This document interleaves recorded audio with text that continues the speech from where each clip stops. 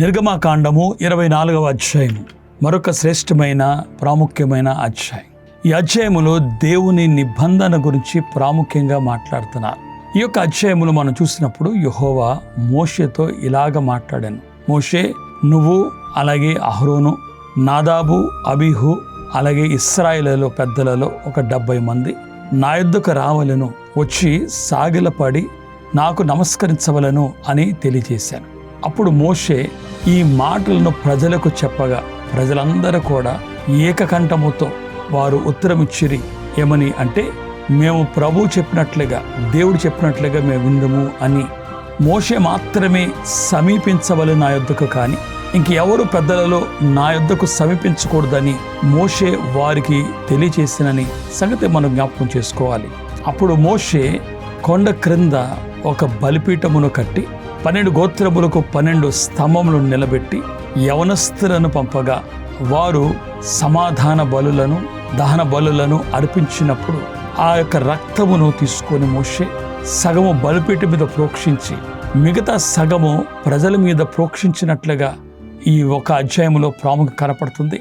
ఇది ప్రోక్షించి ఇది దేవుని నిబంధన రక్తము అని వారికి తెలియచేసినట్లుగా ఈ అధ్యాయమును మనం చూస్తున్నాం.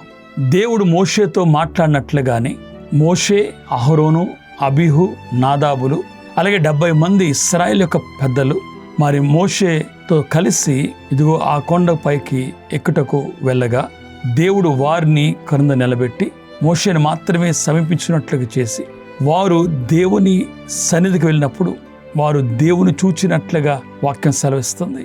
అంత మాత్రమే కాదు, ఆయన పాదములకు వారు నమస్కరించినప్పుడు ఆయన పాదముల క్రింద నీలమయమైన దగదగ మెరియు వంటిది కనపడుతూ ఆకాశం యొక్క తేజస్సు వలె ప్రకాశించినట్లుగా వారు చూచి దేవునికి నమస్కరించినట్లుగా సాగిలపడినట్లుగా ఆ తర్వాత వారు అన్నపానములు చేసినట్లుగా వాక్యంలో రాయబడిందని మీకు మనవి చేస్తున్నా. అప్పుడు మోషేతో దేవుడు ఇలాగ మాట్లాడింది. ఏమని అంటే, మోషే, నువ్వు కొండ ఎక్కి నువ్వు మాత్రమే రావలెను. నీవు బోధించినట్లుగా నీ ప్రజలకు నేను ఆజ్ఞలను రాసిస్తాను. అలాగే 10 ఆజ్ఞలతో పాటు ధర్మశాస్త్రమును అలాగే పలకలను నేను మీకు రాతి పలకలను నేను మీకు ఇచ్చేదను అని మోషేతో ప్రభువు సెలవిచ్చినప్పుడు మోషే దేవుని కొండపైకి ఎక్కినప్పుడు కొండపైకి మేఘము దిగినట్లుగా వాక్యం సెలవిస్తుంది. అక్కడ అంత మాత్రమే కాదు, యెహోవా మహిమ కొండ మీద నిలిచెను. మేఘము 6 దినములు దాన్ని కమ్మగా 7వ దినమున ఆయన మేఘములోనికి అనగా మోషే పిలిపించినప్పుడు యెహోవా మహిమ ఆ కొండ శిఖరం మీద దహించు అగ్ని వలె ఇశ్రాయేలు కనులకు కనపడెను. అప్పుడు మోషే మేఘములో ప్రవేశించి కొండ మీదకి ఎక్కెను. మోషే ఆ కొండ మీద రేయింబగళ్ళు దాదాపు 40 దినములు ఆయన ఆ కొండ శిఖరం మీద ఉన్నట్లుగా ఈ యొక్క అధ్యాయం మనం ప్రాముఖ్యంగా ఈ సారాంశం చూడొచ్చు. ప్రియమైన దేవుని పిల్లలారా, ఈ యొక్క ప్రాముఖ్యమైన అధ్యాయంలో మనం చూసినట్లయితే దేవుని యొక్క ప్రత్యక్షతను ఇశ్రాయేలు కనులారా చూచినట్లుగా, అలాగే అగ్నివలే దేవుడు దిగొచ్చినట్లుగా, ఆయన పాదములు నమస్కరించి ఆయన పాదములను చూచినట్లు చక్కటి మాటలు తెలియజేయబడుతున్నాయి. అంత మాత్రమే కాదు, మోషే ఏదైతే దేవుని సన్నిధికి వెళ్ళడం చూస్తున్నారో, అగ్నివలే దిగిరాడో దేవుని ప్రత్యక్షతను వారు కనులారా చూస్తున్నారు. నేడును కూడా ఇలాంటి అనుభవం మనకు ఉండొచ్చు అని మీకు మనవి చేస్తున్నా. దేవుడు ఎలాగైతే మోషేతో మాట్లాడడానికి ఒక 6 దినములు సిద్ధపరచుకొని 7వ దినమున ఆ మేఘములోనికి దేవుడు పిలిపించారో, మనము కూడా దేవుని సన్నిధిని చూడాలి అంటే సిద్ధపాటు చాలా అవసరం.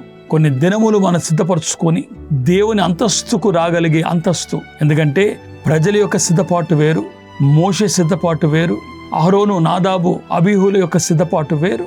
కాబట్టి వారి సిద్ధపాటు కన్నా ప్రజల కన్నా ఈ పెద్దల యొక్క సిద్ధపాటు ఒక ఎత్తు అయితే, పెద్దల సిద్ధపాటు కన్నా మోషే సిద్ధపాటు ఒక ఎత్తు అయితే, మోషే సిద్ధపాటు కూడా సరిపోలా.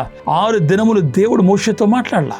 6 దినములు మోషే అలాగే దేవుని సన్నిధిలో గడుపుతూ సిద్ధపడి కనీసం ఒక రవ్వంత చెడు తలంపు కూడా తన హృదయంలో ప్రవేశించుకున్నట్లు సిద్ధపడినప్పుడు ఆ తర్వాత 7వ దినమున దేవుడు మోషేను తన సన్నిధికి పిలిపించుకున్నట్లే కనపడుతుంది.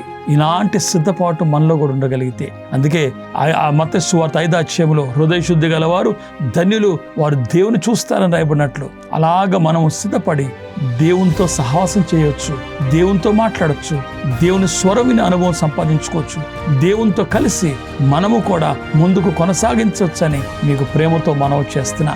మోషేకు దేవుడు ఎలాగైతే కనపడి మాట్లాడి ఆజ్ఞల పలకలను, రాతి పలకలను, అలాగే రాసిన ధర్మశాస్త్రాన్ని ఇచ్చినట్లు నేడు మనకు కూడా ఆయన ప్రత్యక్షత, మనకు కూడా ఆయన దర్శనము, మనకు కూడా అనేక సంగతులను ఆయన బోధించి మనల్ని కూడా బలపరుస్తారని నేడు మీకు మనవి చేస్తున్నా. కాబట్టి అలాగే సిద్ధపడి ముందుకు ఆధ్యాత్మికంగా కొనసాగుదాం. అట్టి దీవెన ఆశీర్వాదము దేవుడు మీకు అనుగ్రహించును గాక. ఆమేన్.